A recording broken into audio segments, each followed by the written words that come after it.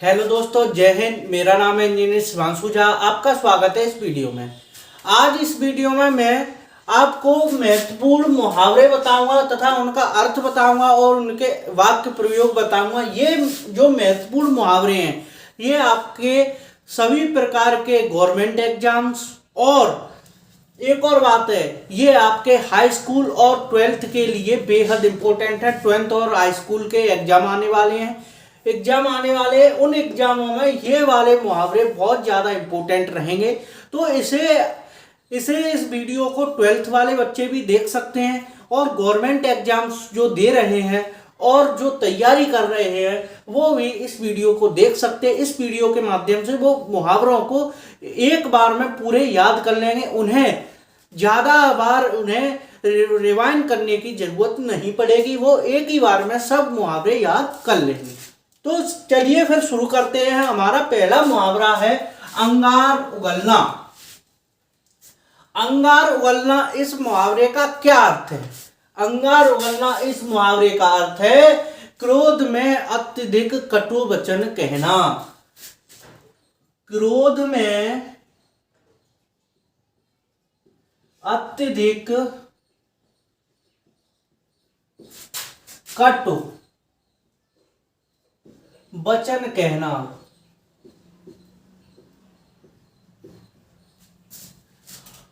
कटु वचन कहना। अब क्रोध में अत्यधिक कटु वचन कहना यानी कि क्रोध में अत्यधिक बुरी बातें कहना जिससे दूसरे सामने वाले इंसान को वो बातें बुरी लगे, ऐसी बात क्रोध में कहना अंगार उगलने इस मुहावरे का ये अर्थ है। अब इस मुहावरे के जो इसका वाक्य प्रयोग है, इसका वाक्य प्रयोग इस प्रकार बनेगा। धनुष यानी कि धनुष टूटने के पश्चात परशुराम सभा में आकर अंगार उगलने लगे। यानी कि धनुष टूटने के बाद इसका वाक्य बनेगा वाक्य धनुष टूटने के बाद जब अब एक ये भी आपको याद रहेगा, आप सभी ने रामायण तो देखी होगी। तो रामायण में ये है जब सीता स्वयंवर होता है तब राम भगवान धनुष को तोड़ देते हैं, यानी कि प्रतिज्ञा जब चढ़ाते हैं तब उनसे वो धनुष टूट जाता है। तभी परशुराम जी सभा में आते हैं और अंगारे उगलने लगते हैं, यानी क्रोध में अत्यधिक कटु वचन कहने लगते हैं। किनसे कहने लगते हैं? परशुराम जी सभा में आकर, धनुष टूट जाने पर परशुराम जी सभा में आकर अंगारे उगलने लगे। इस मुहावरे का ये वाक्य प्रयोग हो जाएगा। ठीक है। अगला है अंगारे बरसाना। अंगारे बरसना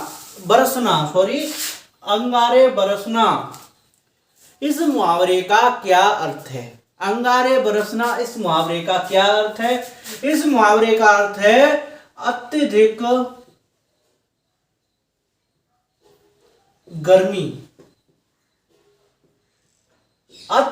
गर्मी होना, यानी अत्यधिक गर्मी होती है तब लोग कहते हैं अब तो अंगारे बरस रहे हैं भैया।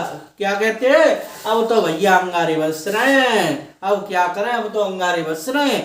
तो इसका मुहावरे का अर्थ होगा जून के मास की दोपहरी में अंगारे बरसते प्रतीत होते हैं। इस मुहावरे का अर्थ होगा जब इसका वाक्य इसका बनेगा जून मास की दोपहर में तो भैया अंगारे बरसते हैं। इस मुहावरे का ये अर्थ हो जाएगा। अर्थ ये हो गया, वाक्य प्रयोग ये हो गया कि जून मास के दोपहर में तो भैया अंगारे बरसते हैं। क्या बरसते हैं? अंगारे बरसते हैं। इसका वाक्य प्रयोग क्या हो गया? धनुष टूट जाने पर परशुराम जी सभा में आकर अंगारे उगलने लगे। ठीक है। अब अगला है अंगारे सिर पर धरना इस मुहावरे का क्या अर्थ है? अंगारे सिर पर रखना। अब आप एक बात सोच सकते हैं कि इस मुहावरे से ही देख के ही पता चल रहा है कि इस मुहावरे में अंगारे सिर पर रखना तो अब आपको इस मुहावरे में देख के ही पता चल रहा होगा कि इस मुहावरे में आपको ऐसा लग रहा है कि जो व्यक्ति है अंगारे सिर पर रख रहा है तो अपनी विपत्ति मोल ले रहा है, अपने ऊपर विपत्ति मोल ले रहा है। तो इस मुहावरे का अर्थ होगा विपत्ति मोल लेना, विपत्ति मोल लेना, लेना। तो इस अंगारे सिर पर धरना, इसका वाक्य प्रयोग आपका हो जाएगा सोच समझ कर काम करना चाहिए, सोच समझ कर काम करना चाहिए। उसने झगड़ा मोल लेकर व्यर्थ ही अंगारे सिर पर, यानी कि उसने झगड़ा लेकर व्यर्थ ही अंगारे सिर पर धरे।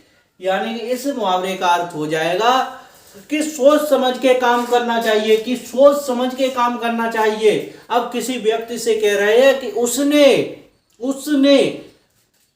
झगड़े को मोल लेकर अपने ऊपर अंगारे सिर पर धरे, यानी अपने सिर पर अंगारे धरे। चलो इसका भी, ये भी छोड़ो, एक और मैं वाक्य प्रयोग इसका बताता हूं। यानी कि किसी आदमी से झगड़ा मोल लेकर अपने सिर पर अंगारे धरे, इसका ये वाक्य प्रयोग हो जाएगा। ठीक है, वाक्य प्रयोग भी मैंने आपको बता दिया, वाक्य प्रयोग भी बता दिया। ठीक है, अब है अंगूठा चूसना। अगले इस मुहावरे का क्या अर्थ है? अंगूठा चूसना, इस मुहावरे का क्या अर्थ है? अंगूठा चूसना कैसा मुहावरा है? अब इस मुहावरे का क्या अर्थ है? इस मुहावरे का अर्थ होगा बच्चों की तरह, यानी कि समझदार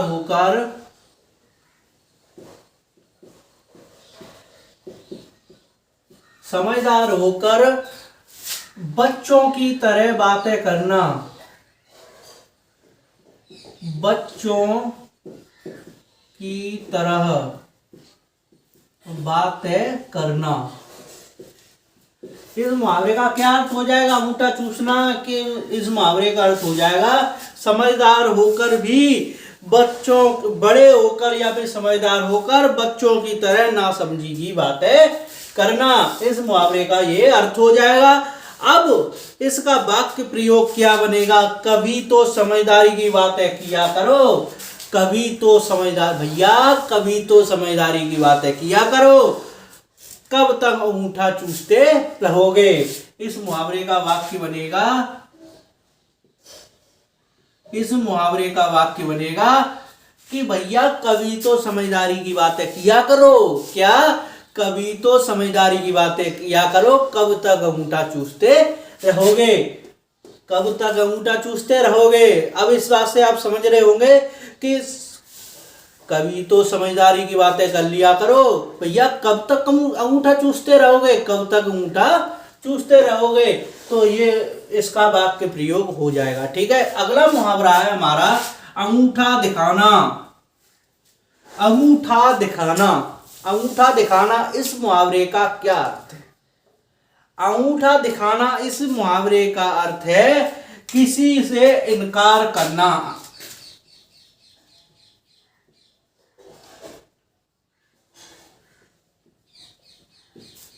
यह अंगूठा दिखाना इस मुहावरे का अर्थ है इनकार करना। अब इसका वाक्य प्रयोग क्या बनेगा? मैंने रोहित का काम फ्री में कर दिया, जब मैंने उससे कुछ काम की कहा तो उसने अंगूठा दिखा दिया, यानी कि काम करने से इनकार कर दिया। अब इसे भी छोड़ो, अब ऐसे कह दो कि राम ने श्याम की सारी बात मानी, उसका सारा काम किया। जब श्याम ने राम से ये कहा कि आप मेरा ये काम कर दो, तो राम ने अंगूठा दिखा दिया। इस मुहावरे का ये अर्थ होगा, यानी कि उसने काम करने से इनकार कर दिया। अगला है अंग अंग फूले न समाना।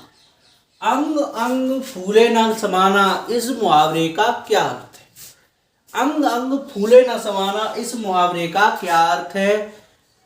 तो इस मुहावरे का अर्थ है अत्यधिक प्रसन्न होना। अत्यधिक प्रसन्न होना।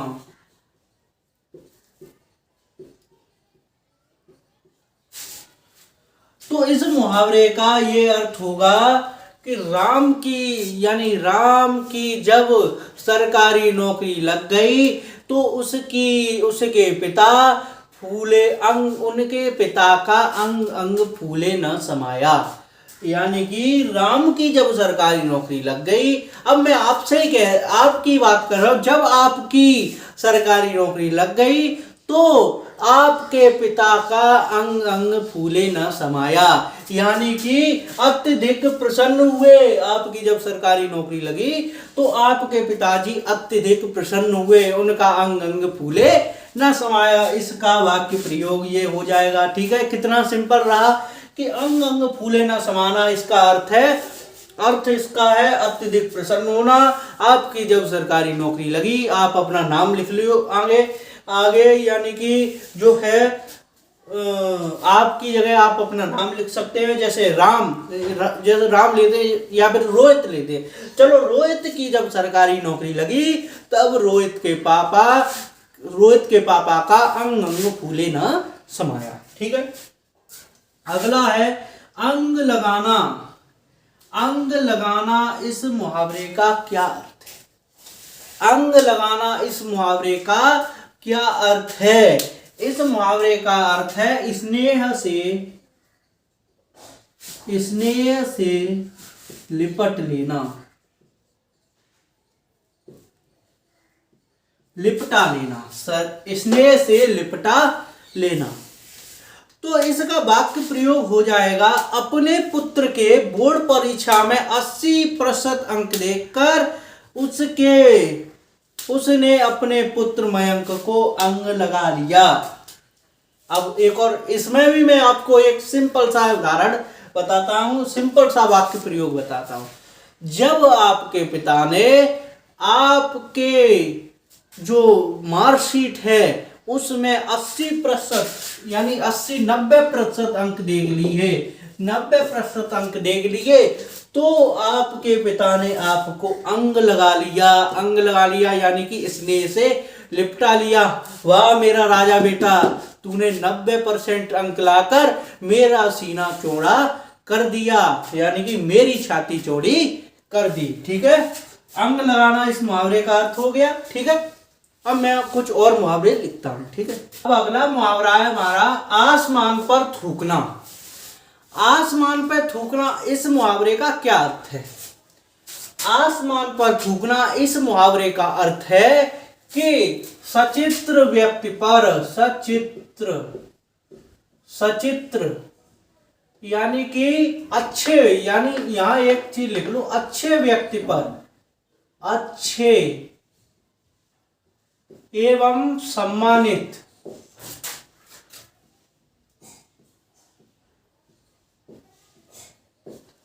व्यक्ति पर आरोप लगाने का प्रयास करना।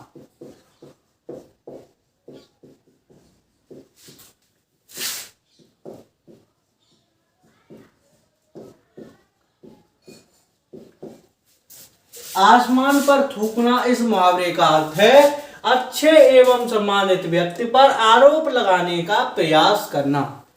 आसमान पर थूकना, इस मुहावरे का क्या अर्थ है? आसमान पर थूकना, इस मुहावरे का अर्थ है अच्छे एवं सम्मानित व्यक्ति पर आरोप लगाने का प्रयास करना। अच्छे एवं सम्मानित व्यक्ति पर आरोप लगाने का प्रयास करना, इस मुहावरे का अर्थ है। आसमान पर थूकना, इस मुहावरे का अर्थ है अच्छे एवं सम्मानित व्यक्ति पर आरोप लगाने का प्रयास करना। अब इसका वाक्य क्या बनेगा? इस मुहावरे का वाक्य क्या बनेगा?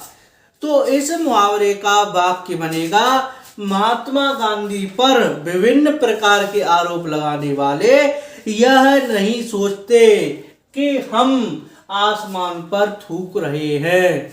यानी कि महात्मा गांधी जी, हमारे राष्ट्रपिता महात्मा गांधी जी पर कुछ लोग आरोप लगाने में ये नहीं सोचते कि हम आसमान पर थूक रहे हैं। जिस इंसान ने आजादी के लिए ब्रिटेन के प्रधानमंत्री से भी लड़ गए थे, उन पर आप सभी लोग आरोप लगा रहे हैं, तो आप सभी लोगों को लज्जा आनी चाहिए। क्योंकि देखो, मैं आपको एक बात बताऊं, गांधी जी पर जो आप आरोप लगाते हैं, वो आरोप मेरे दिमाग से तो वो आरोप बिल्कुल गलत है।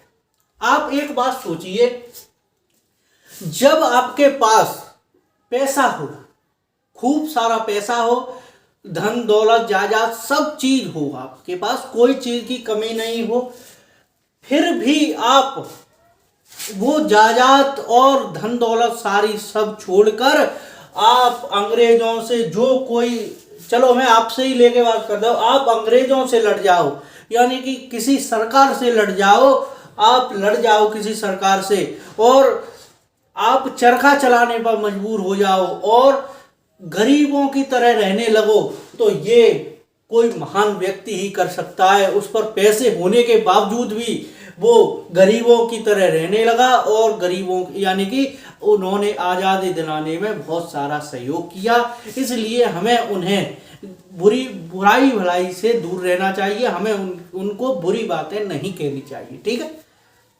मैं आप सही बात बताता हूं आपको। अगला है आस्तीन का सांप। आस्तीन का सांप, इस मुहावरे का क्या अर्थ है? तो आस्तीन का सांप, इस मुहावरे का अर्थ है कपटी मित्र। कपटी मित्र। आस्तीन का सांप, इस मुहावरे का अर्थ है कपटी मित्र। कपटी मित्र। अब इसका वाक्य प्रयोग क्या हो जाएगा? अब इसका वाक्य प्रयोग होगा कि राम, इसको चलो मैं इसका सरल सा उदाहरण बताता हूं। प्रदीप ने अपनी व्यक्तिगत बात मत कहना। प्रदीप से अपनी व्यक्तिगत बात मत कहना, क्योंकि वह एक आस्तीन का सांप है। यानी कि प्रदीप से अपनी व्यक्तिगत बात मत कहना, क्योंकि वह आस्तीन का सांप है, यानी कि वो एक कपटी मित्र है। अगला है इज्जत मिट्टी में मिलाना। इज्जत मिट्टी में मिलाना, इस मुहावरे का क्या अर्थ है? इज्जत मिट्टी में मिलाना, इस मुहावरे का क्या अर्थ है? तो इस मुहावरे का अर्थ है मान मर्यादा खोना। मान मर्यादा खोना, यानी कि मान मर्यादा खोना इज्जत में मिट्टी मिलाने के समान है। समझ गए? यानी इसका अर्थ क्या है? इज्जत मिट्टी में मिलाना, अपनी मान मर्यादा खोना। अब इस मुहावरे का अर्थ क्या बनेगा? इस मुहावरे का अर्थ बनेगा अंतरजातीय विवाह के लिए अड़ी अपनी बेटी के सामने गिड़गिड़ाते हुए उसकी मां ने कहा, बेटी तू हमारी इज्जत मिट्टी में मिला रही है। यानी कि सीधा सा उदाहरण ले लो कि उसकी मां ने अपनी बेटी से कहा कि बेटी तू बाहर किसी दूसरी जाति में शादी कर हमारी इज्जत मिट्टी में मिला रही है। ठीक है, इस मुहावरे का वाक्य ये हो गया। ठीक है, अगला है हमारा इधर की उधर करना। इधर की उधर करना, इस मुहावरे से तो आप समझ रहे होंगे कि इस मुहावरे का अर्थ क्या निकलेगा। इधर की उधर करना, ये आपने देखा होगा, चुगली करना।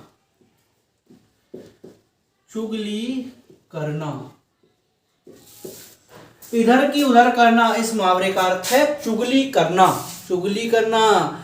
तो अब इस मुहावरे का अर्थ क्या बनेगा? इस मुहावरे का अर्थ बनेगा अनेक लोग ऐसे होते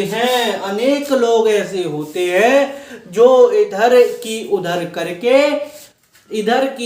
करके झगड़ा कराते रहते हैं, इधर की उधर करके विवाद कराते रहते हैं, यानी कि झगड़ा कराते रहते हैं। कुछ व्यक्ति ऐसे होते हैं जो इधर की उधर करके झगड़ा कराते रहते हैं। इधर की उधर करना मुहावरे का अर्थ है चुगली करना। ठीक है, अगला मुहावरा है हमारा ईंट से ईंट बजाना।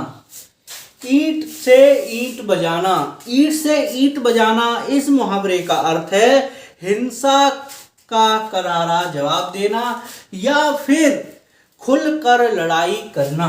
यानी इसका सीधा सा अर्थ समझ लो, खुलकर लड़ाई करना, खुलकर लड़ाई करना।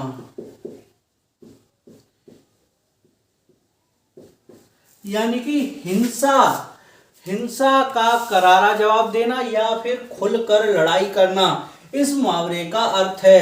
अब इसका वाक्य प्रयोग क्या बनेगा? यानी कि मुहावरे ऐसे तो आप पता ही होगा कि अब वाक्य प्रयोग क्या बनेगा इसका।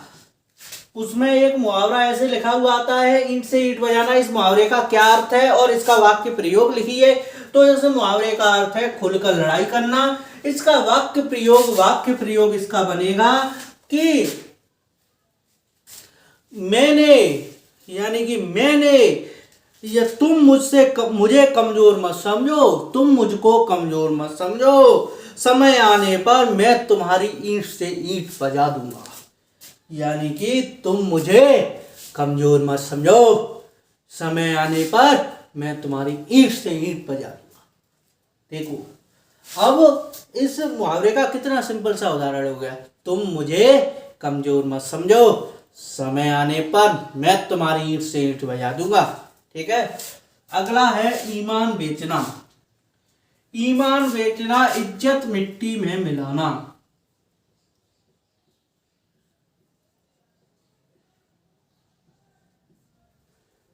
सॉरी, ईमान बेचना, इसका ईमान बेचना विश्वास समाप्त करना। सॉरी, इसका उदाहरण होगा विश्वास समाप्त करना, यानी विश्वास समाप्त करना।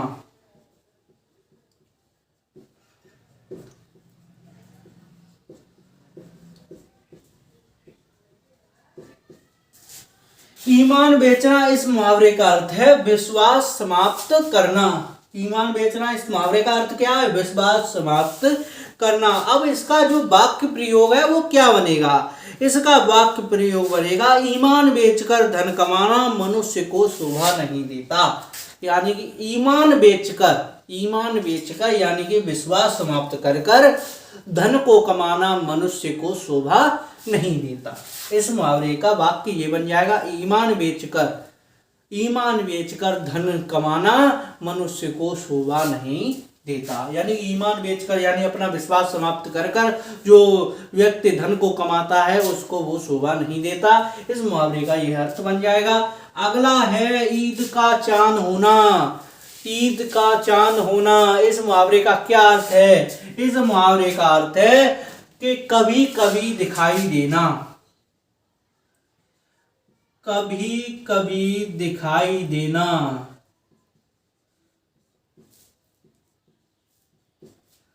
तो इसका वाक्य क्या बनेगा? ईद का चांद होना, कभी कभी दिखाई देना। अब इसका वाक्य क्या बनेगा? कल मुझसे मेरे चाचा ने कहा कि बेटा तुम तो ईद के चांद हो गए हो। कल मुझसे ही मेरे चाचा ने कहा कि बेटा तुम तो ईद के चांद हो गए हो। तो इस मुहावरे का क्या अर्थ हुआ कि बेटा तुम तो कभी कभी दिखाई देते हो, अर्थात बेटा तुम ईद के चांद हो गए हो। ठीक है, अगला है उंगली उठाना। उंगली उठाना, इस मुहावरे का क्या अर्थ है? तो उंगली उठाना, इस मुहावरे का अर्थ है दोष लगाना।